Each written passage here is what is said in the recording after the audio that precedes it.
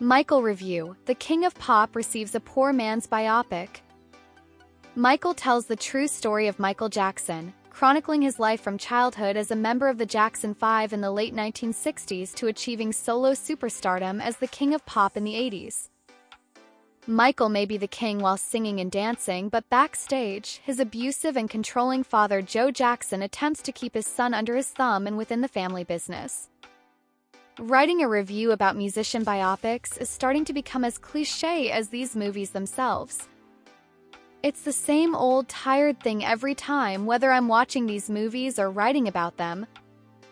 I would say audiences are sick of them too with how much they like to complain, but they also keep paying to see them, so Hollywood will keep making them. Turns out reality and history are dead horses you can beat like any other. While musician biopics are rarely ever anything to write home about, what they do offer is a trip down memory lane for all the fans as the movie recaps all the artist's greatest hits, highs, and lows. If there's an artist those three things apply to, Michael Jackson is a pretty good fit. Arguably the biggest star in the history of the world, very few have had higher highs, lower lows, and greater hits than MJ. That makes him an interesting subject for a biopic, but those types of movies aren't known for really breaking barriers like he did. Like the man's life itself, Michael has been fraught with behind-the-scenes controversies to get us all the way to this point. It was originally supposed to come out in April of last year, then was delayed until October 2025, then delayed again until now, April 2026.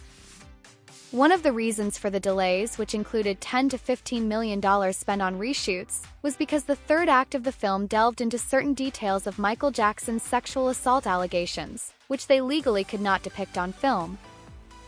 It was a major legal oversight that threw the production of the film into chaos, so I'm impressed they were able to salvage it in the end. Is what was salvaged worth anything, though? Not really. Sure, they may have retooled the third act, but when the first two acts aren't good either, we're left with a movie that fundamentally doesn't work no matter what the resolution would have entailed. The actual subjects or their estates are obviously going to be involved in some respect, but there's something about Michael that feels more carefully controlled than most biopics. They weren't careful enough to avoid any potential legal pitfalls, but being a biopic so heavily controlled by Jackson's estate makes Michael a biopic that's as by the numbers as one can get. Aside from the poor CGI, this is a technically sound movie. Well shot, big sets and effects, looks expensive, and the music is fantastic, but that doesn't save it from being emotionally hollow. I can't say I was really expecting much from director Antoine Fuqua and screenwriter John Logan, who both have lengthy, spotty careers consisting of both great and poor films. They take the safest biopic route possible, rushing through the events of Michael's life, rarely letting the movie take some time to breathe. Almost as if the movie were Joe Jackson himself forcing things to move along. There's definitely a story here, but not much of a plot, which wouldn't be a problem if the film were introspective as opposed to feeling like a collection of scenes that only happen for the sake of it. Deconstructing the King of Pop. I like plenty of his music, but I'm not really a Michael Jackson fan. I absolutely understand the impact he had on the music industry and entertainment, and I still don't think there will be another person who reaches that level of organic superstardom.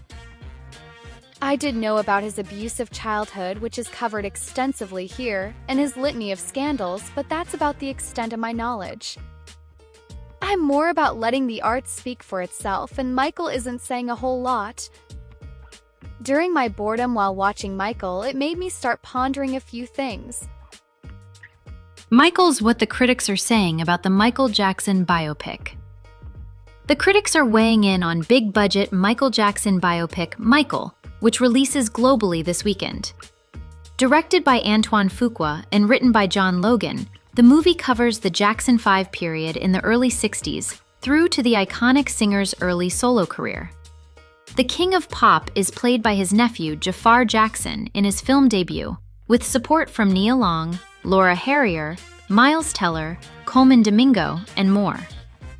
While the film is seemingly on course to do some strong box office and can call on a huge built-in fan base, the Lionsgate musical is encountering some choppy critical reaction, at least according to the early returns. The film is currently running at 27% from 48 reviews on Rotten Tomatoes. Deadline's Pete Hammond had one of the more positive responses to the film, writing, "The iconic songs you hear from Billie Jean to Beat It to Thriller to Ben are all vintage MJ, gloriously remastered and superbly lip-synced by Jafar and Giuliano Valdi, who plays the younger Michael." Jafar's casting might have seemed a bit too all in the family, but the fact that he doesn't do his own singing didn't bother me, because this guy channels Uncle Michael in uncanny ways and simply sells this performance with all the right dance moves and sharp dramatic talent to make us believe Michael Jackson is once again with us. Jafar Jackson dazzles in the feel-good biopic, which will be eaten up by fans, Hammond added. USA Today was also in favor, giving it 3 stars out of 4, and heralding a new star in Jafar Jackson. The film reminds the generations who witnessed Jackson's ascension in real time of the extent of his singularity, and educates younger audiences about the magnitude of his talent and scope. Screen Rant was also positive, calling the film masterful, while there were middling notices in Variety and THR. The former calls it effective, while the latter calls it sanitized but more soulful than you might expect. Many others weren't so upbeat. Roger Ebert gave the movie 1 star, positing of the family's involvement in the project.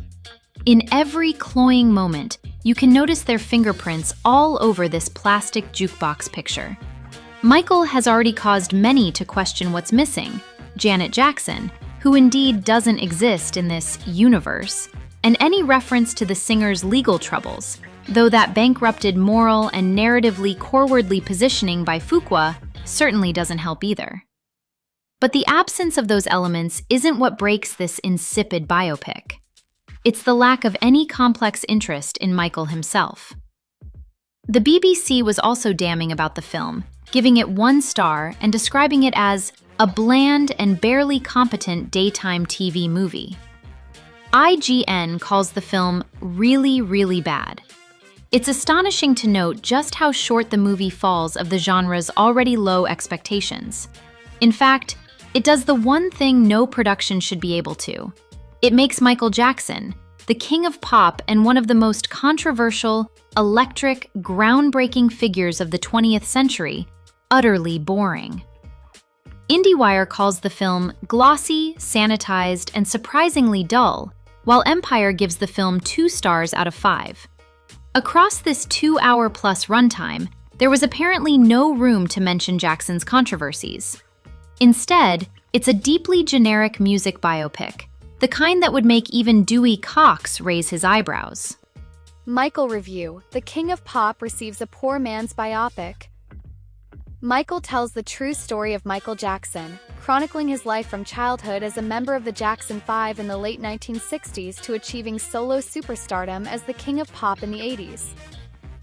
Michael may be the king while singing and dancing, but backstage, his abusive and controlling father Joe Jackson attempts to keep his son under his thumb and within the family business.